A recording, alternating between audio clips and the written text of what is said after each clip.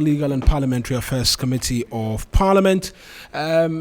Just on brief facts, for those of us streaming on Facebook, and so we know that the OSP returned to the High Court, which they are prosecuting that rice scandal case over a pending bail application. We do not know if that case went out fully, because more often than not, they'll provide updates as to what transpired in court, but we didn't get that from them yesterday. But let me return in studio to my guest this morning and bring in first Mohammed Abdul Al-Hassan Gafaru, because of the basis upon which we're starting and the deputy rankings position that, look, the cap will fall at the feet of the executive in not having the AG give the OSP the authorization to want to proceed. He argues that this comes off as 3FM, the government wanting to clip the wings of the special prosecutor. Thank you so much, Mawuna, and it's a pleasure being on this very important show. But first of all, let me also extend a very good morning to your listeners and viewers nationwide, particularly the Northeast region. Our constituency executives and then communicators, they are doing so well to sell the good image and the good work our government is carrying for the good people of Ghana. You know, this particular issue, I'm not a lawyer, but of course, it is not something that logical reasoning. If you are going to use logical reasoning, you would not understand, or it will be difficult to reason with the High Court's decision. You should be able to reason if you are using logical reasoning. You know, differences of opinion arising from this particular situation, it shows that, yes, we are a growing democracy. And of course, we are within the sub-region, we're a country that believes in the rule of law, less people would have been quiet and no one would have loved to speak out. So it is something that is telling us that, of course, we're a growing democracy. But the question I ask myself, which I share in the opinion of others, who do ask, don't we have enough state institutions to actually carry out the anti-corruption activities of the government or the nation? Don't we have enough? The last time I checked, IOCO is there. They have the mandate to fight against corruption. The Attorney General Department, of course, is there. Chiraj is there. The Ghana Police, of course, they are also having the mandate to fight corruption. The Auditor General is there. PPA is there, FIC is there. And even other state agencies like ECG and others who have also drawn some powers from the Attorney General to be able to fight corruption and prosecute on behalf of the Attorney General's department, even though they are not part of the Attorney General department. So I think that the basis should be about whether those state institutions they have and people who are in charge have the will to fight corruption. It's not about the fact that, we should establish other parallel institutions to give them mandate to fight. But of course, we understand from where I sit politically, I understand very well that the office of the special prosecutor was established simply and clearly to persecute President Mahama and his appointees. You know, it happened in a way that even as an opposition then, it would have been difficult, it was difficult to speak against it, because once you decide to speak against it, the government then would brand you as trying to run away from accountability. Why do you fear if you haven't done anything? And funny enough, they went to Patina, or the very first person they appointed to head this institution was a former NDC member. In fact, a high-ranking then NDC member who had issues with our party, the opposition. So they felt that, okay, Martin Amidu is someone who can easily do the hatchet job for the then government. But how did it end? Because the intention wasn't good. They didn't even take their time. They never took time to, handle the defects that we are seeing currently as far as the establishment of the Act 959 is concerned.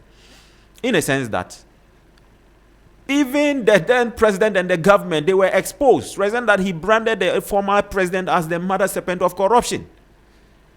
As the mother serpent of corruption. So it tells you that the intention wasn't good, and they had to even stifle, the funding of that particular OSP that they themselves so established. And the person had to resign. Fast forward, they had to bring in someone they felt could now step in and do the hatchet job for them by bringing in Mr. Kisi Ajeben, a fine lawyer by all means. But of course, over period, from the time he took over from Martin Amido, there hasn't been a single prosecution, successful prosecution. I believe the amount of money, the budgetary allocation for the office of the special prosecutor is far more than the amount of money he says he has recovered. And look at the shambolic nature he handled the case of the former sanitation minister, Cecilia Dapa. Look at the shambolic way. It was a charade. He just tried to do some kind of things for people to have the perception that he's working. And look at how he handled the ample time he had to work on the cases that were leveled against the former finance minister. 3FM. Under his watch, he allowed the man to leave before he decided to say that he's issuing an arrest warrant and asking for the person to be brought back to the country. So clearly, I don't have confidence in the office of the special prosecutor. Of course, not the office, but the person currently leading the office, Mr. Kisi Ajeben. I don't have confidence that he will be able to do the job. But now, let's come to the legality of the issue. I read from, I'm happy that we even have some leading members of the MPP also sharing the opinion that there is a defect as far as the acts that were established the office of the special prosecutor is concerned. In a sense that they themselves believe that the office of the special prosecutor doesn't have that prosecutorial, authority to go on and prosecute if it is not drawn from the office of the Attorney General. I have former Speaker, Professor Mike Oke, saying that the Constitution must be amended to make room for another prosecutorial body, as AG's prosecutorial power currently cannot coexist with that of another institution. And that is re-establishing the fact that what I mentioned earlier, that indeed, if we are allowing the office of the special prosecutor to say that since it is a statutory establishment, it has that kind of prosecutorial powers, that will be a parallel institution to that of the what establishes the office of the Attorney General. Right. And of course, like Professor Asaro also posted earlier, he made mention that, look, we can have a statutory body that is having a powers equal to that of a constitutional establishment or above that of the constitutional establishment. So clearly, from different legal luminaries, including those who have established themselves as good lawyers in the country, they are saying that indeed the office of the special prosecutor doesn't have the prosecutorial powers to do the work. Mohammed, thank you. Let me come to lawyer Ishak, and then I will pick your thoughts as well. Okay. From what he says, it does appear the position of the NDC will be with respect to the person who is in the office currently. It goes beyond the person. He is saying that, but it goes beyond the person. Thank you very much. Good morning to you. I think today being my first day here, It's in order to say a special good morning to your viewers and your listeners as well. And good morning to my good buddies here. And Gafaru, as you said, is actually my brother. Today is the first day we are also meeting in the studio, so good morning to you. He started by saying a special good morning to the good people of Northeast region. I will equally say good morning to them, and I'm from the Northeast region as well. Unfortunately, for those of us from Northeast region, we have exchanged our color TV for a black and white TV. And I think since President Mahama became president of the Republic, the Northeast region has been seriously shortchanged. In fact, he has put out in a curfew on 2 occasions. Unfairly put us under curfew. And as you can see, the Constitution said there must be regional balance when it comes to appointment. Again, Northeast has been seriously shortchanged, and he is aware of that. We have not been given anything. We have not been given anything significant. So let's put that aside. So let's not do propaganda that Northeast region are properly served. No, I don't agree with that. If you exchange vice president for what they call leftovers, then that's unfortunate. Okay. I'll come around. Let's come to the office of the Attorney General. I've listened to the debate. I've read the Constitution. I must admit that if you take legality, yes, it's true. The Constitution is very clear.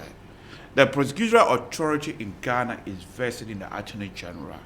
Nevertheless, the Attorney General, as his writer said, can always donate those powers to various institutions, of which they can coexist.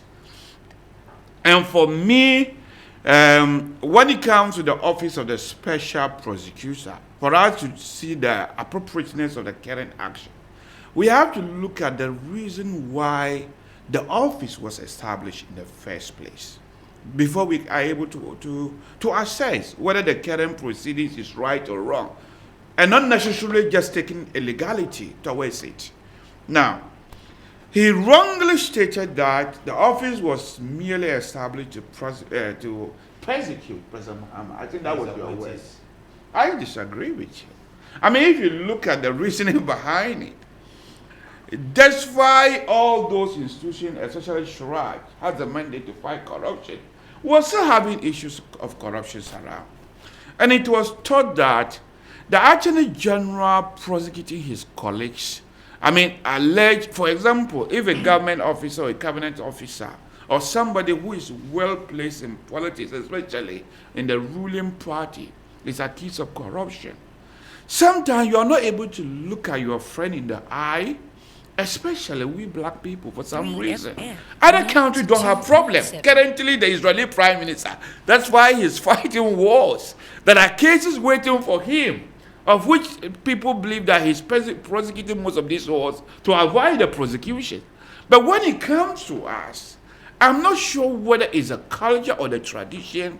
It's usually difficult to prosecute people you're in the same table with. And I can see why they say so, even those of us coming on TV. That's why some people listening from home, they think we are enemies.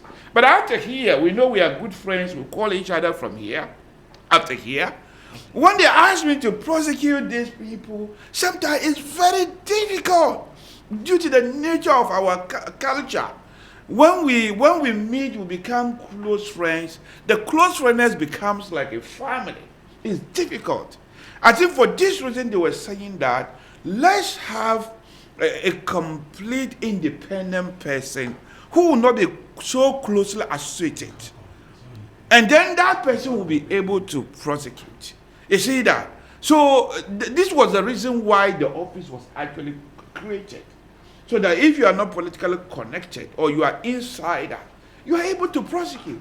This was the main reason. The target wasn't President Mahama.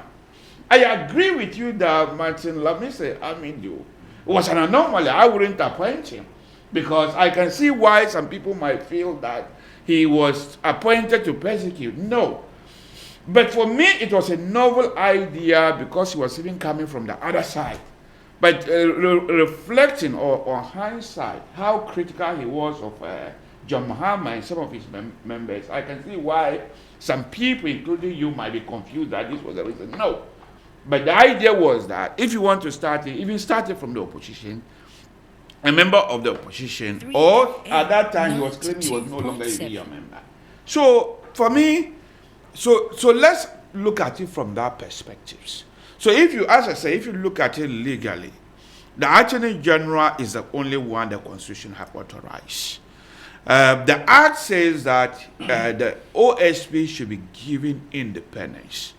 I don't think legally it can override the constitutional provision. Seeing very well that the Constitution is more or less the supreme law of the land. An act cannot override it. But if you look at Constitution that way alone, it might not be enough. The good news is that I have studied the British Constitution, and if you look at the British Constitution, it's an unwritten constitution. So it uses both Act of Parliament and conventions. So Constitution is not good to just look at the black letter law alone. You have to look at constitutional conventions. And they have this mantra that if it is not broken, do not fix it. That is how conventions work. And the way conventions work is that even though the OSP may not be given constitutional powers, but because of that political convention, look at Ken Starr. I don't know whether you were following the prosecution of Bill Clinton in America. Yes, the Ken Starr had the power donated from the office of the Attorney General. But politically, it was unwise for Bill Clinton to even dismiss him, especially in the middle of investigations, because of that constitutional convention. So the constitutional convention could mean that we guarantee powers to the OSP, even though the constitution haven't given it to him, because it's politically unwise to take those powers from him. In this particular instance, with the OSP currently having cases against previous government officials and appointees, and for you to say the Attorney General should take it over, why can't people read persecution to it? People could. Yes, I agree with you that the OSP, with all apologies to him, he has become a liability. I mean, Cecilia, the power one, I agree with you. Even just missing a court date is a problem. So he, the personality, for me, I don't have problem with you changing him. But taking those prosecution by the Attorney General, I think politically is unwise. We could have changed the personality, get somebody else who would have served the purpose of which the OSP Act was drawn and implemented without necessarily doing this. Because now, if you are actively going for certain people, especially when your members are accused and you don't actively pursue them, like some people, for example, Ken Oforiatta issue, for example, some people are saying that, why is a consultation on Ken Oforiatta when there is another person from your party is in New York, but the emphasis is not on that person? I don't have problem with you demanding for Ken Oforiatta. But what is good for the goose is good for the gander. Right. Do you understand that? This is why I think it is just unwise. And that is why the former Speaker of Parliament called that. Okay, if we cannot have those conventions, maybe let's put in the Constitution. For me, I think we are gentlemen enough to be able to do it. Right. The Chinese have been saying that only fools learn from their mistake. Other people have made mistakes for you to learn from.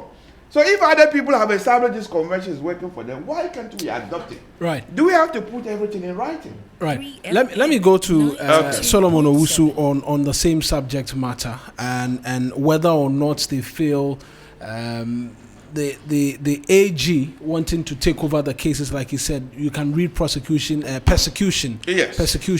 into it. Your thoughts on that and the generality of everything that has happened in the last few hours, because it's 48 hours, but 2 days. Yeah. Good morning, Mawana, and good morning to my colleague panelists. Ishak, it's been a long time. I don't know why you are still with the MPP, because we're a fine brain that could be used in the proper sense within the UP structures. But nevertheless, some people have decided to be with the losing side. That's okay. You see, Mawana, my difficulty in this country, first of all, the AG is right in taking over the cases. That's what Per the ruling. Per the constitution of the land. Right. You see, in this country, we don't do things based on conviction and based on legality. Those that even knows the law, when it matters most, because of their stomach, they're checking out. And it's the reason why I don't take what Professor Michael Quay is saying today very serious. And I mean every word of it. Here is a man, a professor of law for that matter, constitutional lawyer. He was the Speaker of Parliament, for Christ's sake. That the bill was, this whole bill was introduced to Parliament. What was his position then? He was pressured by Nana Akufo-Addo. They were afraid of him. Because the Constitution and Article 88.4 is so clear. And mind you, you don't need lawyers to come and interpret anything to you. The Constitution is written in English. 3FM He's a referee. He's not part of the debate. 92.7.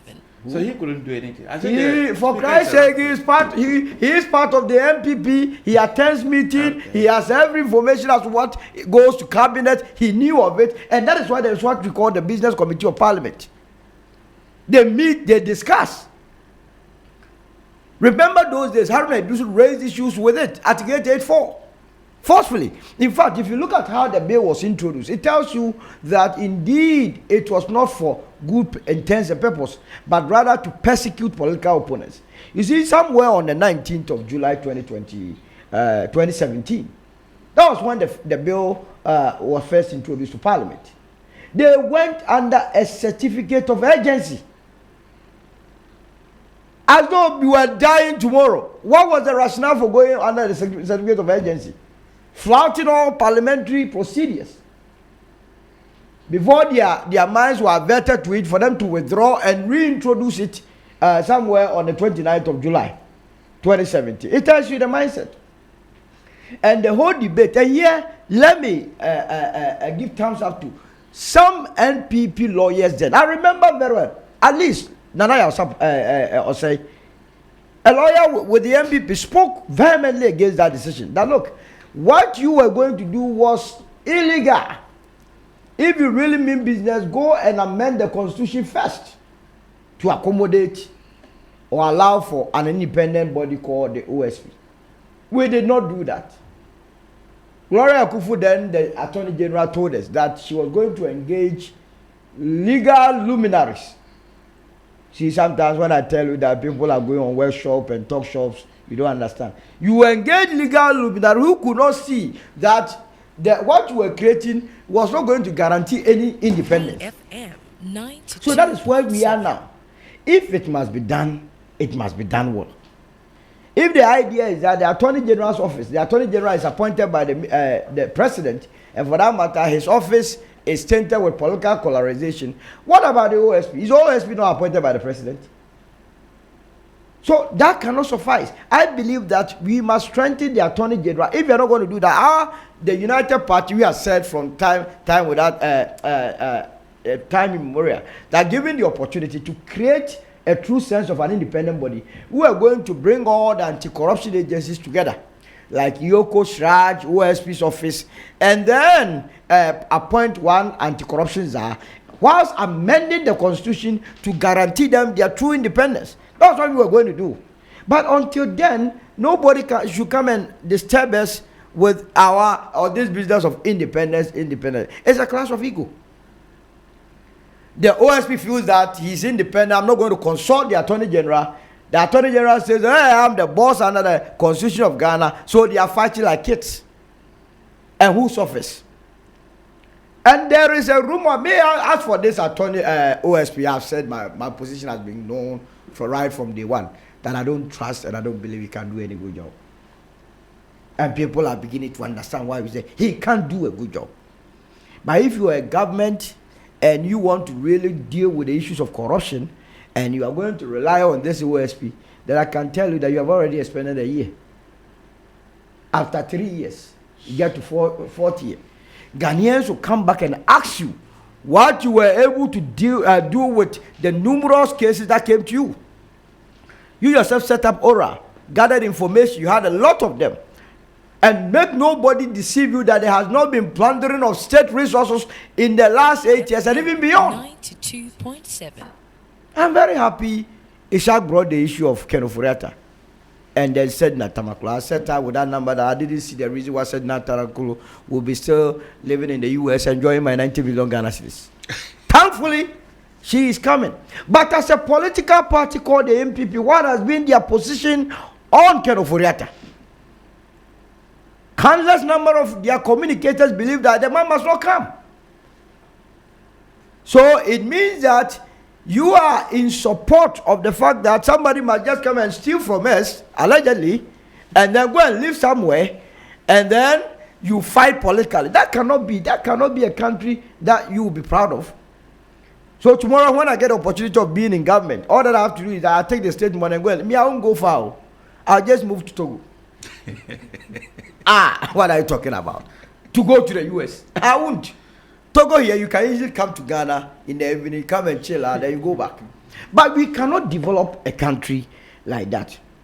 So it is clear the High Court, but I don't know whether the High Court decision will be binding enough because, when it comes to constitutional interpretation, it's the Supreme Court that is clothed with our powers. Well, the argument is that per the letter of the law, it is very clear. 88.3 and 4 makes it very clear as to who should do what. And so if that makes sense to the High Court judge, he just applied it. Despite the suit being penned, and Ishak has made that argument that there are rulings from the past like that. So the fact still remains that is the interpretation that has been put on by the High Court judge.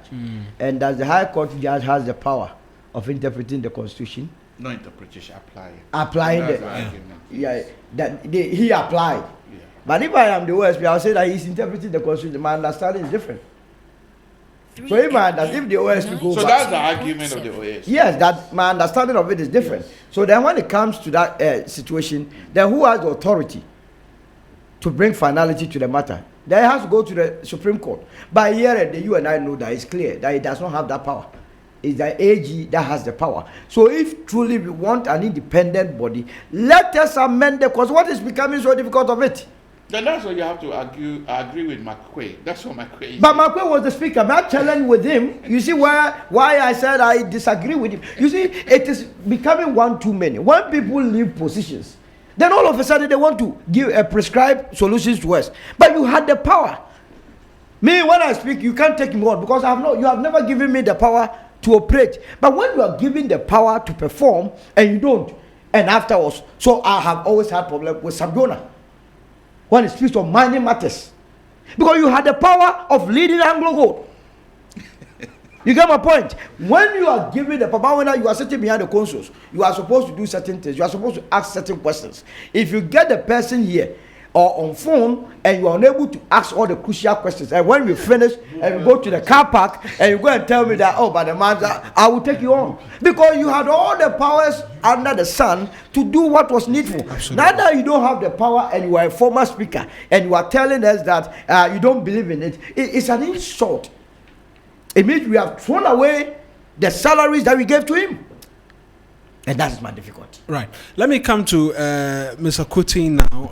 I'll come to him, starting the conversation on a different leg with respect to the implications of what all of this means for the corruption fight. That's the second leg of the conversation as to what all of this could mean, because we're looking for a certain independence.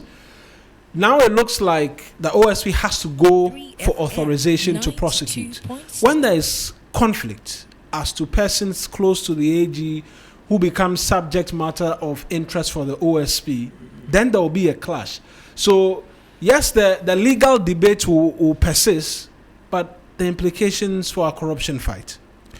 Marina, thank you for having me, and very good morning to your production team, our cherished listeners, and to the good people of Saboba, my good friend and partner in crime, Solomon, and my big brother, lawyer, Ishak.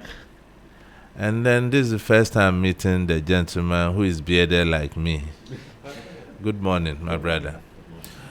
In fact, Marina, before I come to your question, let me just have a bite where my good friend Solomon ended. Indeed, I can understand his frustration.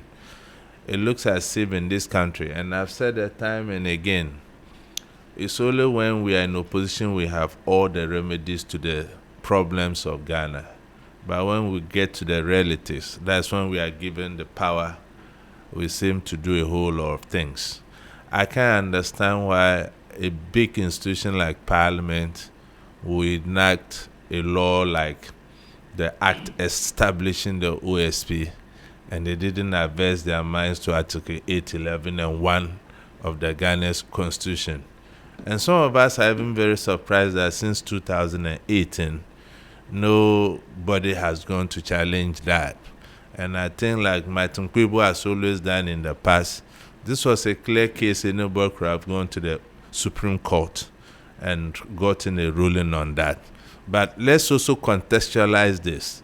It's not as if government went to court to take that power from the OSP. 3FM, It is a case, 92.7. Republic versus Isa Esedu and 3 others. Then their lawyers, their defense lawyer, defense lawyers will always dig for loopholes in the Constitution. And not to fault the the High Court judge, I think they read fundamental issues of law, and the Constitution is supreme to any other conventions we had. So the High Court judge hands were more or less tied down to give the ruling. That's why the Attorney General, the Deputy Attorney General said they have no intention and don't even have the power to disobey the directives of the law. So there are interesting days ahead. And that feedback to the question you asked, I think our fight against corruption is lost because we seem to be going in circles. And I think the politicians are very clever on that one. They are the same mother, different mothers. And like my good brother Lawyer Isaac said, we appear on TV and radio as if we are enemies or we have government at heart. But behind the scenes, we are friends and doing deals and sharing the loot. I didn't say that. You didn't say that. Okay, good. Yes, You didn't say that. The I'm adding that the one. additions is I'm adding that one. You see, he's running away from the loot. You see, why no one can cite me for anything? I've not mentioned anybody's name. I just a politician. Am I not a politician? I'm one. So I'm inclusive. I'm looking at how, as a country, we can put our agenda of fighting corruption on a good stand. As it stands now, Marina, many of the cases the special prosecutor, the OSP is handling is mute. And it has given the lawyers of this accused person the opportunity to even do other gymnastics of the law. He's a lawyer, they know. They always said the traps, you fall in and they bury you and say, I've won the case. You understand?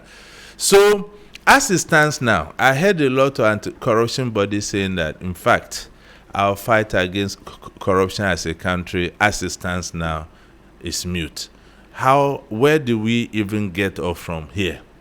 You see, Parliament has not done this country a lot of good. And I've said this many times also. You see, when we are propagating laws, we don't look at the future. We just look at the circumstances. And sometimes we are influenced by, one, our political manifesto we give to the people. We have to satisfy that. Other times to political interest and not national interest. That is why we are having this kind of loopholes. And look, from the onset, the special prosecutor's office was said, whom did we appoint as the first special prosecutor? A politician. The second special prosecutor, Kisi Ajabe, he works in the former president's chambers. Isn't that the case?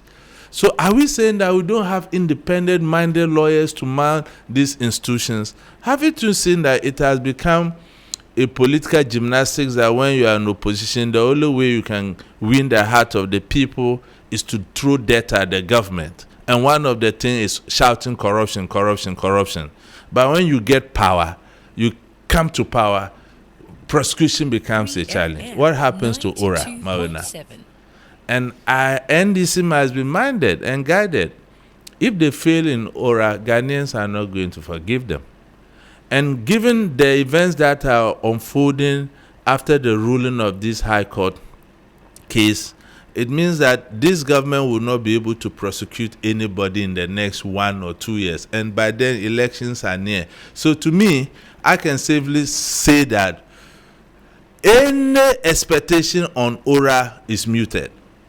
No, but they said that Attorney General should take over the various cases the OSP has started. So let me also come to the Attorney General. In the past, how many years? How many cases has the Attorney General, given the resources we give to that department, have been able to prosecute? You remember last week, I nearly ran into trouble when I was trying to draw some inference and I was misrepresented in a way. You see, the government is coming out with a policy that they want to look at outside the Attorney General's department to get lawyers that can handle. That will be a problem. That will be a problem. So it means that we need to resource the Attorney General's department humanly, not, because it means that certain people are there and they are not fit for purpose. Otherwise, government will not be trying to looking outside to recruiting. So any prosecutorial body will attract the best minds, because the kind of things they are prosecuting are serious crimes. And even the ORA, the cases that have been mentioned, they are very serious cases. Yeah. And if we are able to even recover half of that, we can use that to build and finish all the Agenda 11 hospitals across the country. How much money do they need? I learned about 20 billion Ghana cedis. Look at the cases and the reference. It's no more than 20 billion. And these monies are sitting in individual pockets. Some have even built bunkers in their home, I'm told. And you see, there are a whole lot of things we have to look at. And my humble plea, Mawena, is that we shouldn't lose faith in our agenda in fighting corruption. Right. Otherwise, our democracy will be dead on arrival. Because when citizens begin to lose faith in the very institutions that are protecting their very existence, then there's no democracy. Right. You're still live here on the 3FM Sunrise. Was some 17 minutes past 9. I'll return to the rest of the panel on what this means for the fight against corruption, because the High Court in their ruling said the cases should be transferred To the pending authorization. Now, we've seen the Attorney General move and make mention of the fact that they are taking over the cases. But on the subject of authorization, there's a bit of a quiet on there.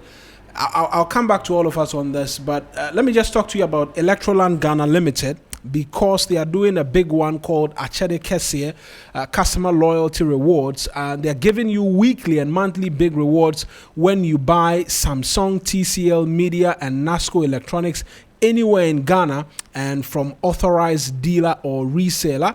Just buy your LED smart TV, split AC, double door, fridges, auto grill, gas cookers, washing machines, sound towers, microwaves, blenders, mobile phones, and more from Samsung to TLC, Media, and Nasco, and dial star 928 star 888 hash or go to register.electrolandraffles.com to enter our weekly and monthly draws approved by NLA Caritas platform, Electroland Ghana Limited, rewarding your patronage the big way. Also, the Business and Financial Times, they are putting together the 3rd edition of the Women in Business Dialogue Series under the theme From Market to Market Leader, Empowering Women, SMEs, and young women in agribusiness for sustainable growth. On Tuesday, it's coming off on the Tuesday, the 28th of April 2026 at the Lancaster Hotel in Kumasi from 9 a.m. Driving Women-Led Business Growth in Ghana. The Women in Business Dialogue Series is an initiative aimed at promoting entrepreneurship, financial inclusion, and sustainable growth among women-led businesses in Ghana and beyond.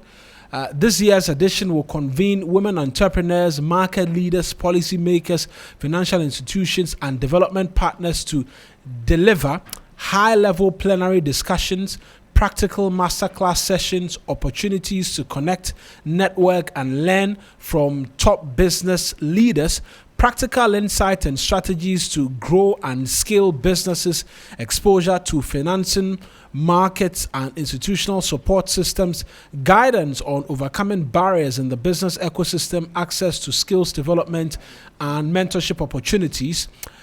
Lead sponsors for this program, EcoBank Ghana. Supporting sponsors, Gino, Unilever Ghana, the Bank Hospital. For media sponsorships and contact, 0209 457 427 or 0244 725 688. Media partners include TV3, Onia TV, 3FM, Asasi Radio, City FM, Hello FM, Caspen FM, and TV, as well as Lawson Radio and TV. But back in the studio, I want to go to Isha. I forgot to mention one thing. Right.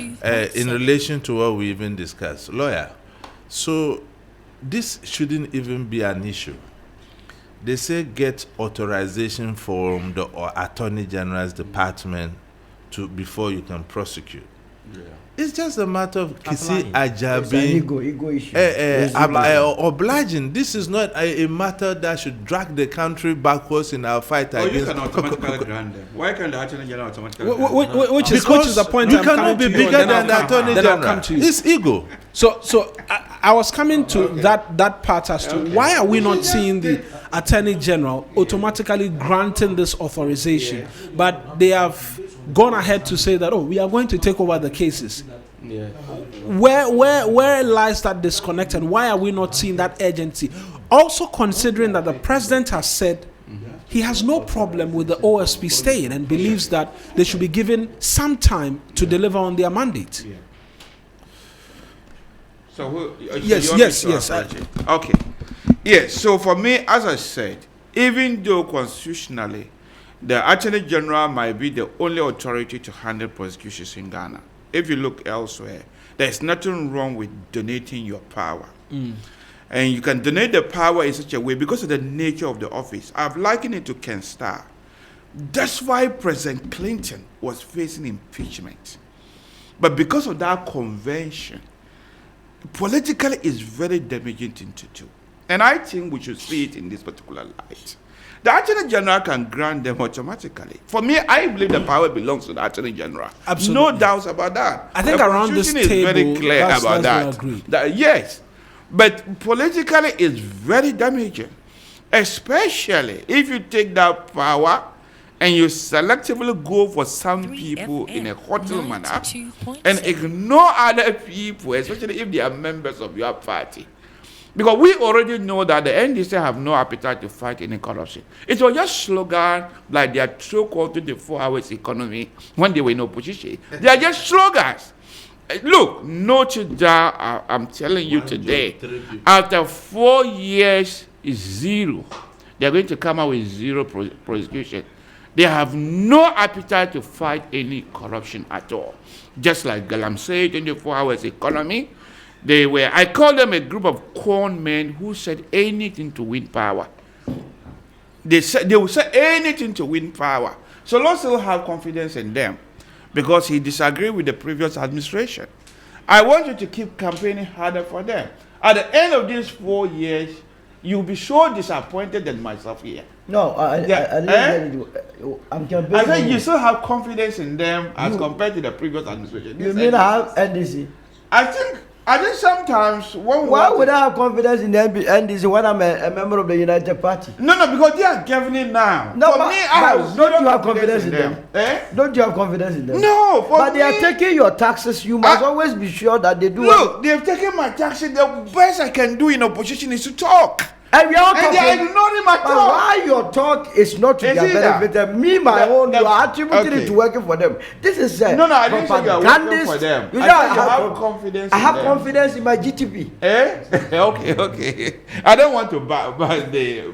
But this is propaganda.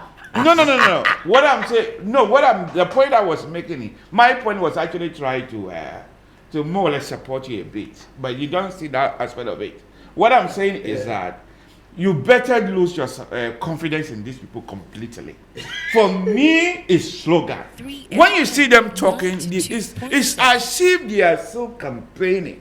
And we say the sweetness of the pudding is in the eating. Not saying that the pudding is sweet. And so far, even taking over this prosecution, it tells me that perhaps they want to take over so that their own members are not prosecuted when it happens. One can read that to it. So for me, there's nothing wrong with you automatically granting them the power to continue prosecuting. And if the personality in the case of Kwasi Agyeman, for me, I don't like his style of investigating. Maybe it's based on where I was trained.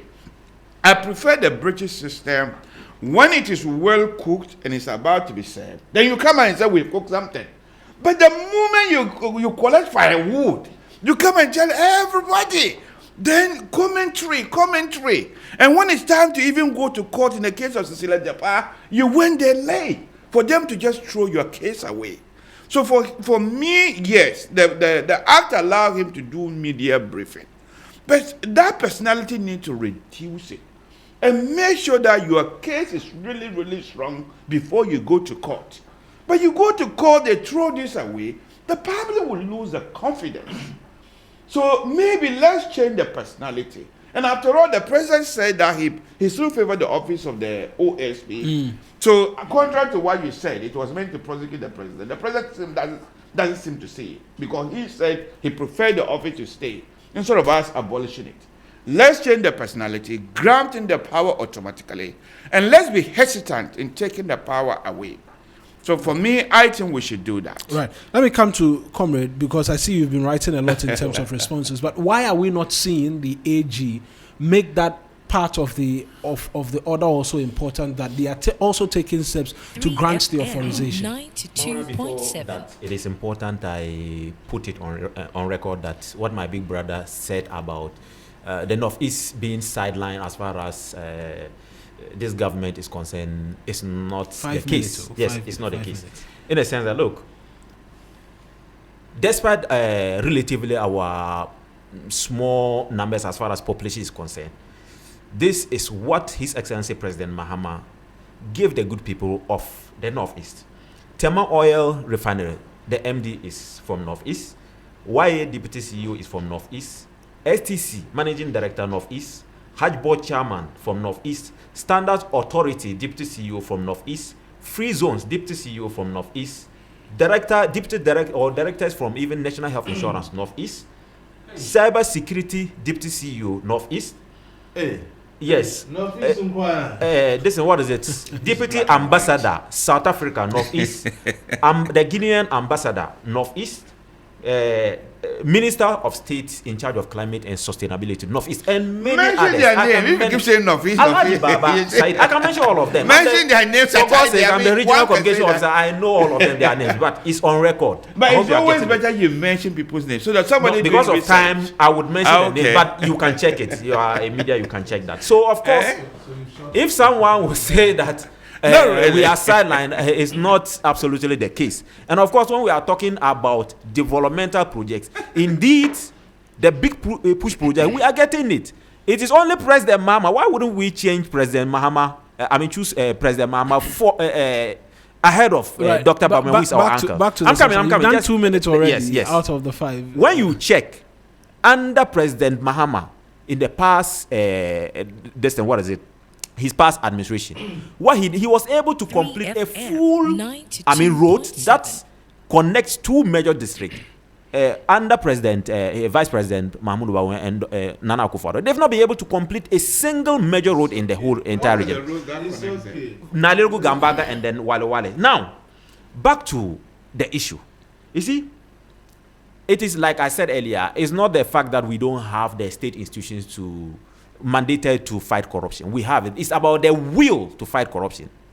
It's about the will.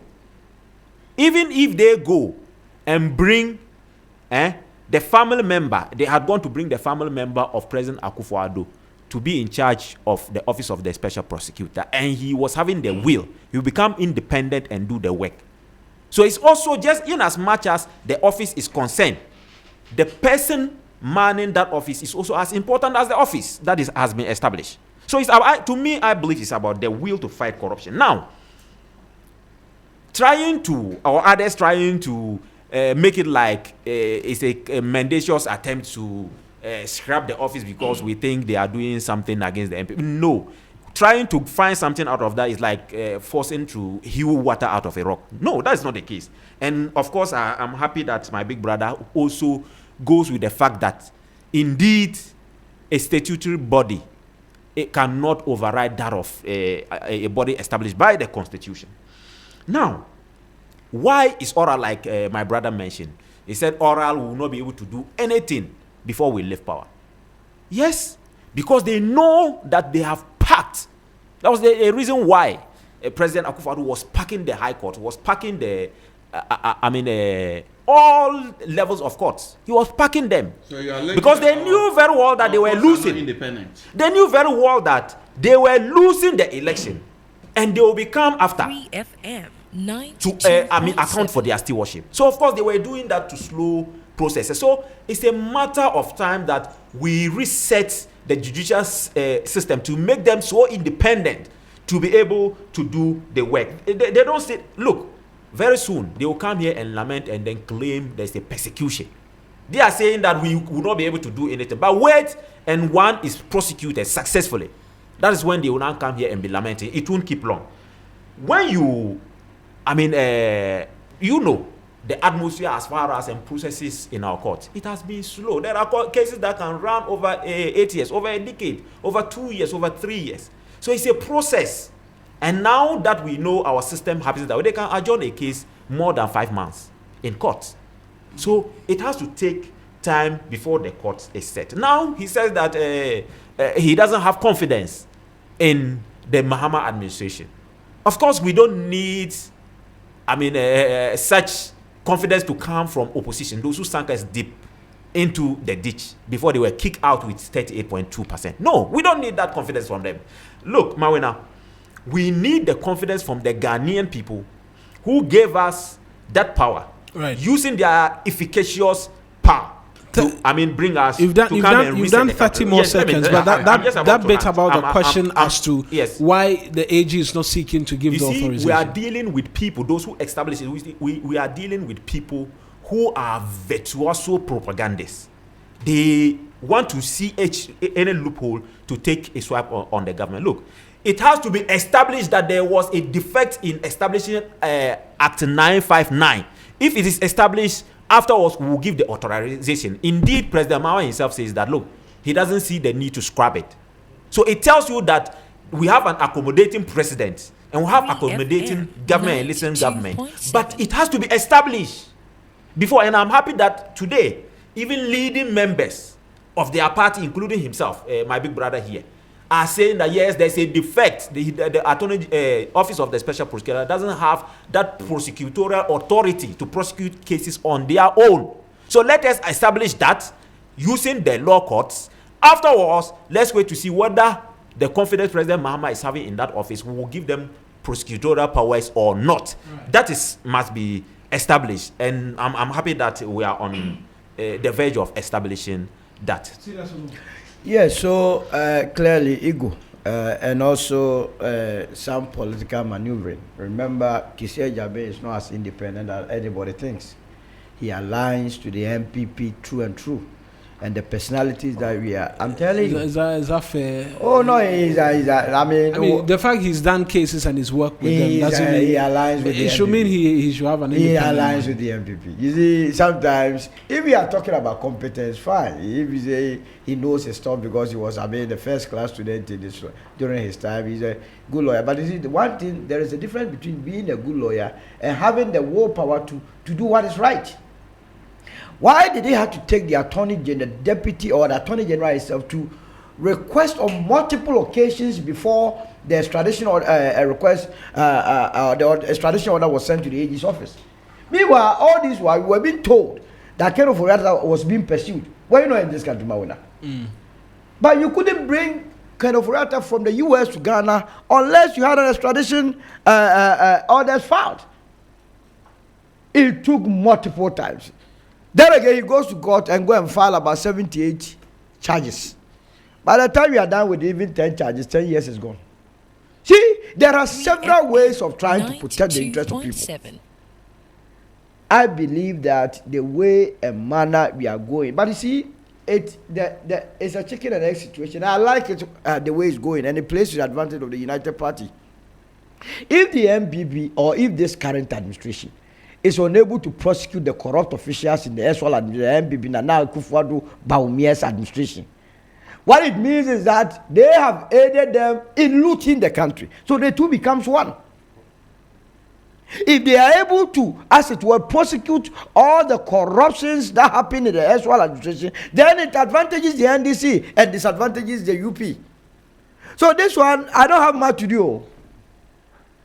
Because anytime they say that the views of justice or the corruption cases are not being prosecuted, it means Ghanaians are aware that we were looted, but deliberately this current administration is refusing to prosecute. That has not whitened or make the SWAL administration clean.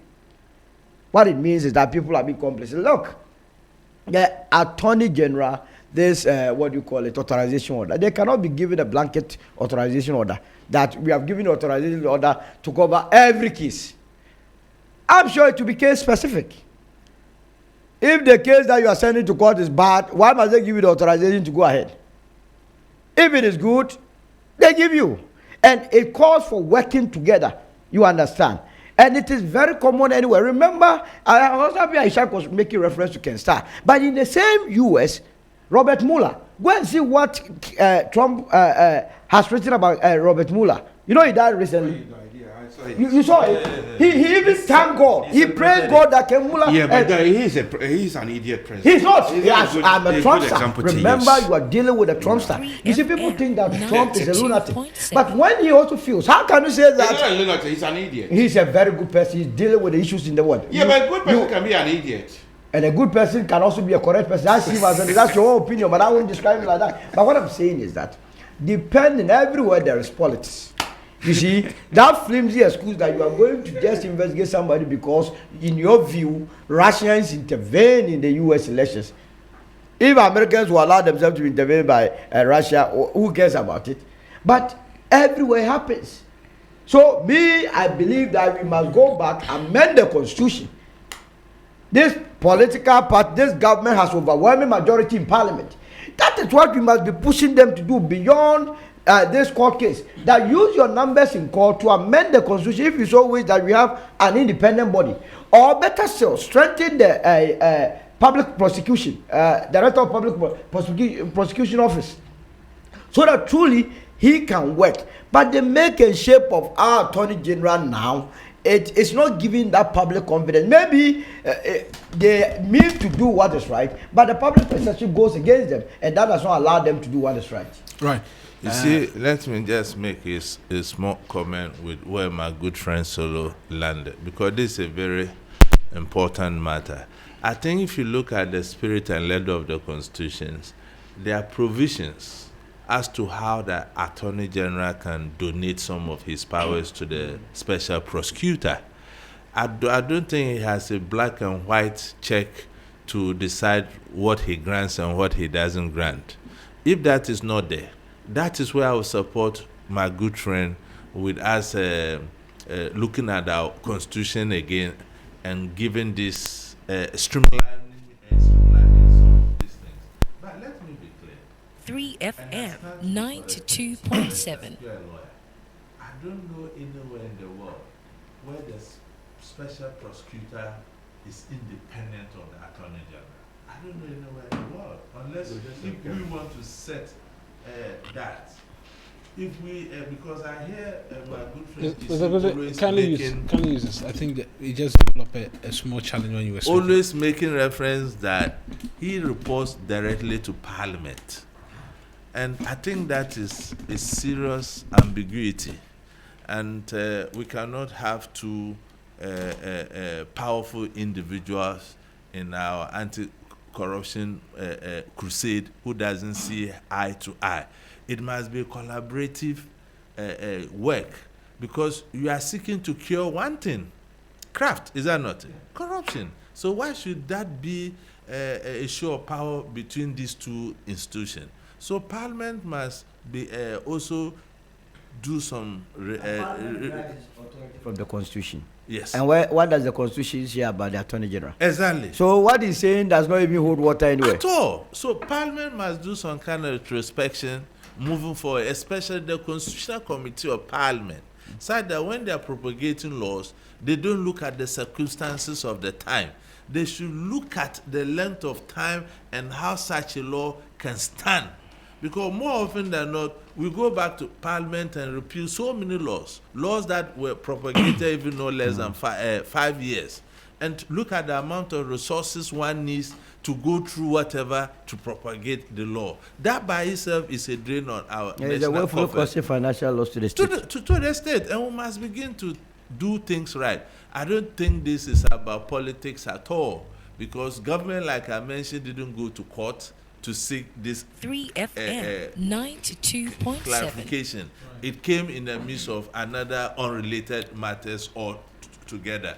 And I think we should even be grateful that these lawyers has brought this thing up. Otherwise, somebody would have gone through a 5 years prosecutorial stand with the special prosecutor in court, and at the last minute you pull these strings and you see that all the work that has been done is thrown into the gutter and we have to begin again. So this is a wake-up call. But for just us a as small one. country. What baffles me is that if you interview about 100 lawyers, almost all of them on this occasion agree that the power is with the Attorney General. So why did we sit down to date? Since 2008, It's a huge question. I mean, and the president was a lawyer, Nana Akufo-Addo, the constitutional lawyer. Oh, I beg you. What is the begging here? It's Nana Akufo-Addo that introduced it. A constitutional lawyer. Let me tell you, it's Nana the law? Parliament.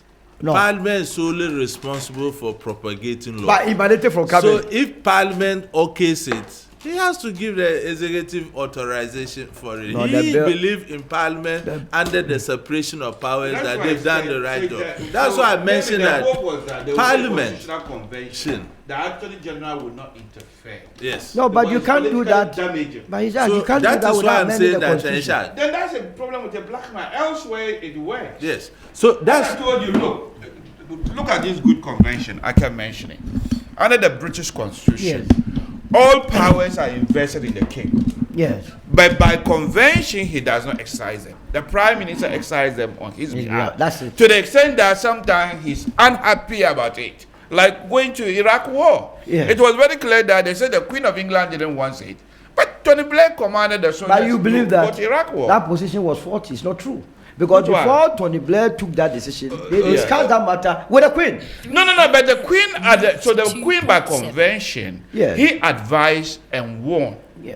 She advised and warned, but you cannot stop it. It's politically damaging. They say it will bring constitutional crisis. You know the relationship. So maybe we are not gentlemen. You know the relation between a boss and a PA. So- When so- a boss so in instructs effect- the PA that don't let the person come in, then you go and put the blame on the PA. That's the Queen and Tony Blair situation. Solomon. You see, So in effect, to land on this, we're wrapping up, so we talk about the free Parliament primary has healthcare not briefing. done us any favor, or they have not done the good people of this country any good. Yes.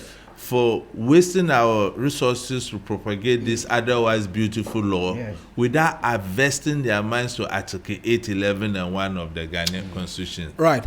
17 minutes to the top of the hour. I said it from the start that this OSP AG matter was going to dominate the conversation. But let's talk briefly about the launch of the free primary health care, because the president launched it 2 days ago. And already there's debate as to whether or not it is a new policy or it has been dressed in something new. A rebrand. You in the NPP believe it's a rebrand. Why It's do you a think it's a rebrand. rebrand? Just in 2 minutes.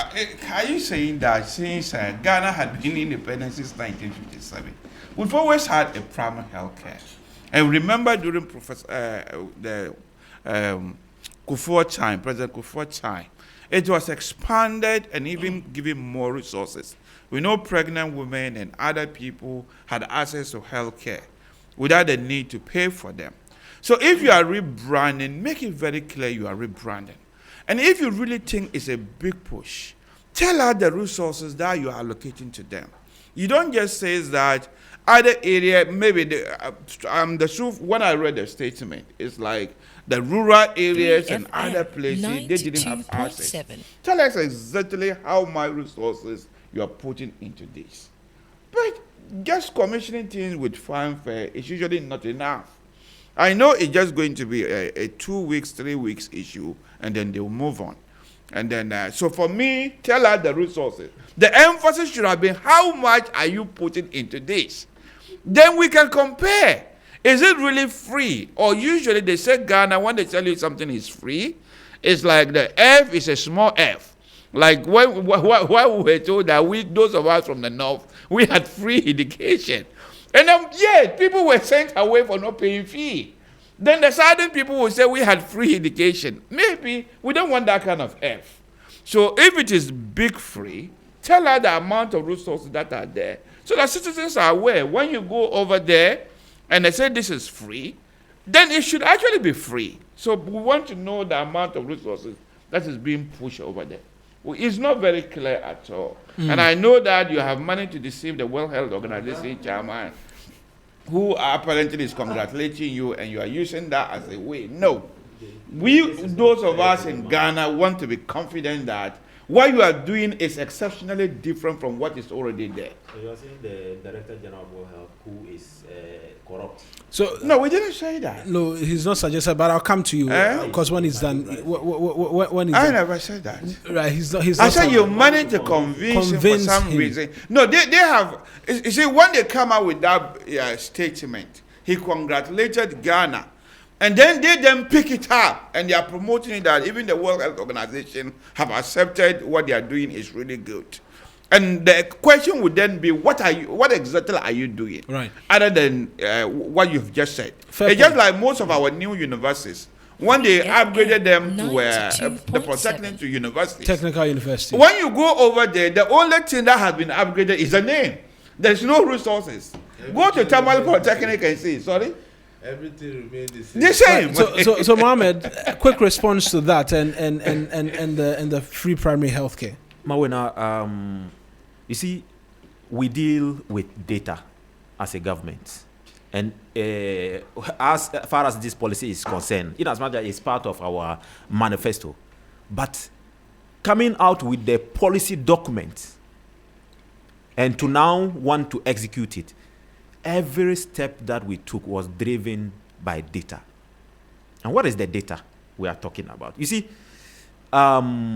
we have the Sustainable Development Goals, SDGs, Goal 3, which is all about health, and the target was 2030.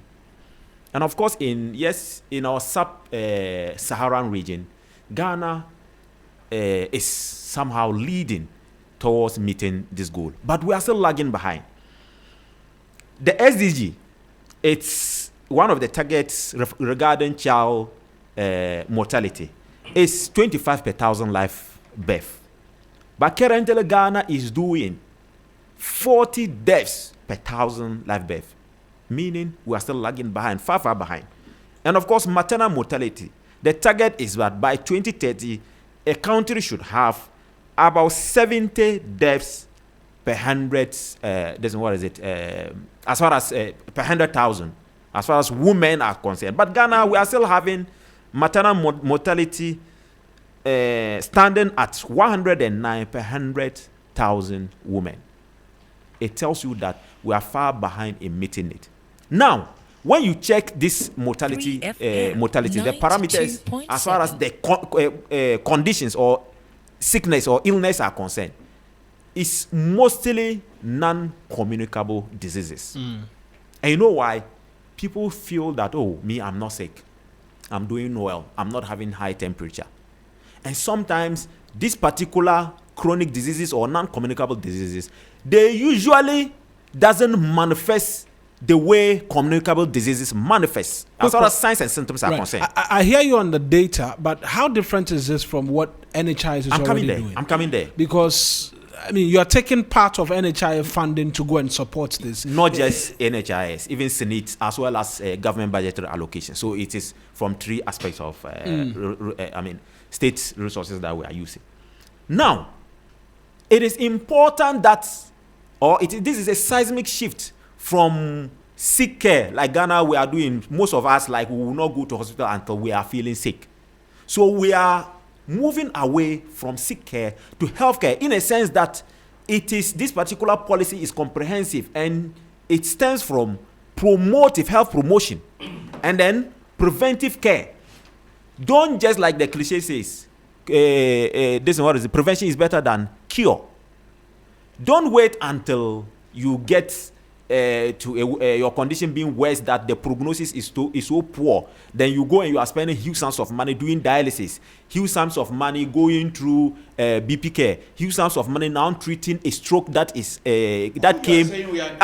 came as a result of, I'm building the point, that came as a result of high blood pressure. Now, this from primary health care, maybe you want me to now differentiate, because that's where they are having issue. The differences, like you asked, between this free primary health care and that of health insurance is that, one, 3FM, you agree with me that 92.7.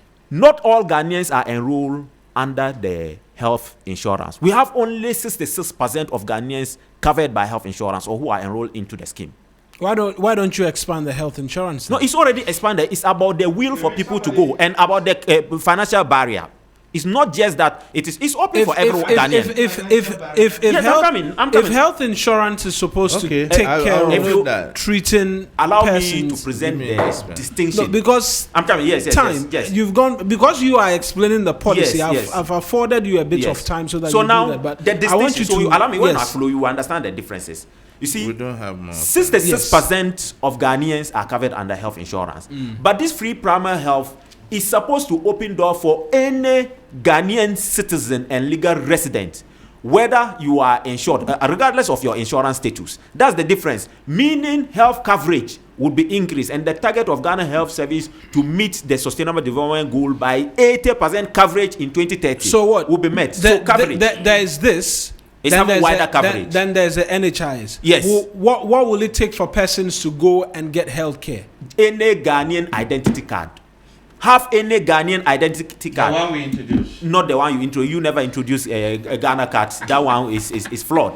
Have a Ghana card.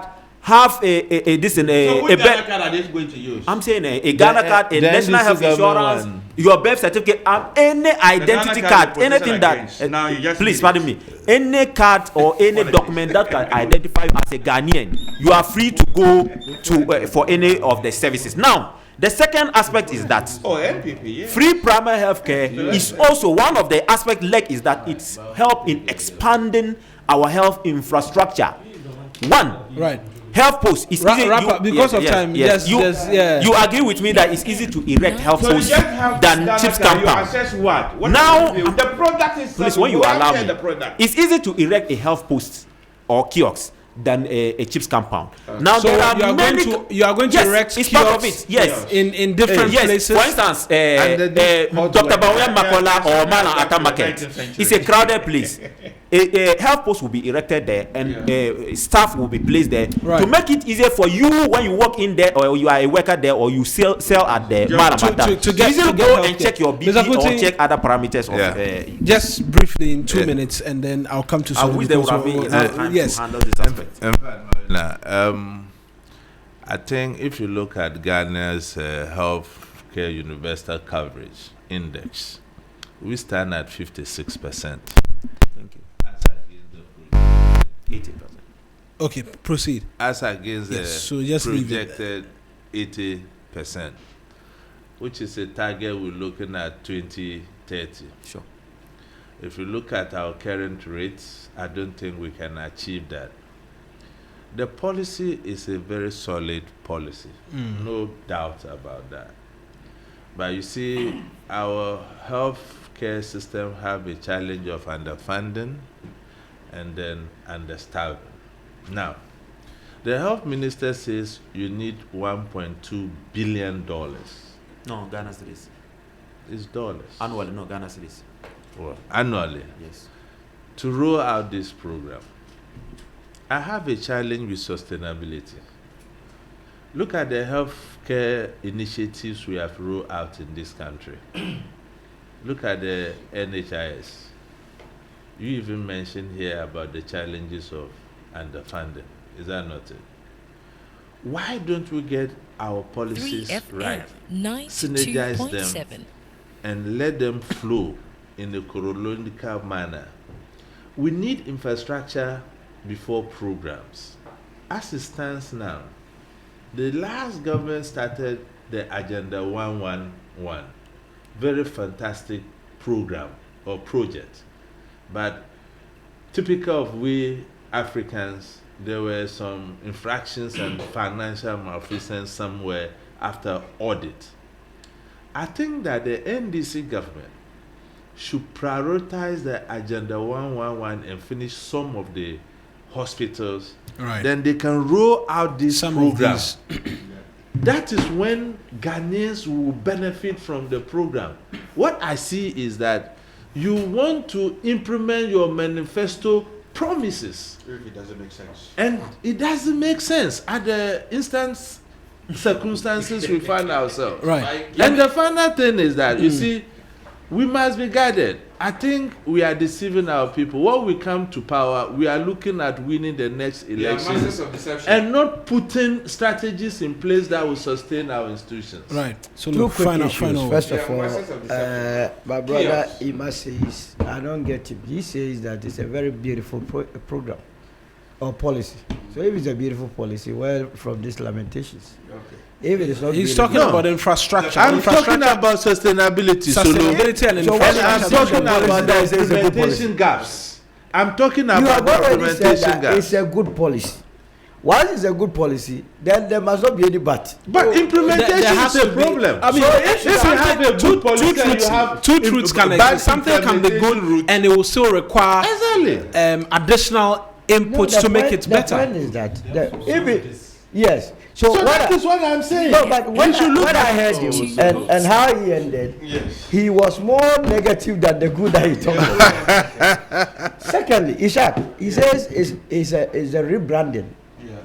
Of yes, there is nothing new under the sun. That is why some of us have been telling them that this attempt to allocate this gold for oil and the gold for reserve never was an idea of Dr. Mahmoud Mohamed. You see now today you are telling us there is never deal.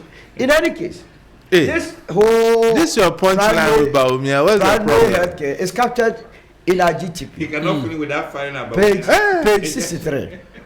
It's good. It's an entry point into the health sector. And here, when policies are rolled out, I only wait for implementation. Right. This country, Yes. we go Exactly. into our various ministries. There are a lot of beautiful write-ups. Implement it. Once they implement it well, we will come back and discuss it. For now, And even the resources. Tell her how absolutely. much they- as for the resources there, we use $97 million to go and dig a hole. It's almost $1 billion. It's there. Right. We have a lot of money in this country. We are private healthcare. Gentlemen, thank you. They still have But money. the Thank you. sustainability he was talking Thank about, you. is this financial sustainability or what? Financial is part Yes. and infrastructure. When will we stop SNIT? When will we stop NHS living? Well, it continues. we'll have Government budgetary allocations continue. So the financial sustainability is not anything to talk about. Come and do blood pressure. Why don't you supply them with blood pressure machines? But if they supply them, That's why we are supplying them through this. Where do you get this concept from? Where in the world do they have? The big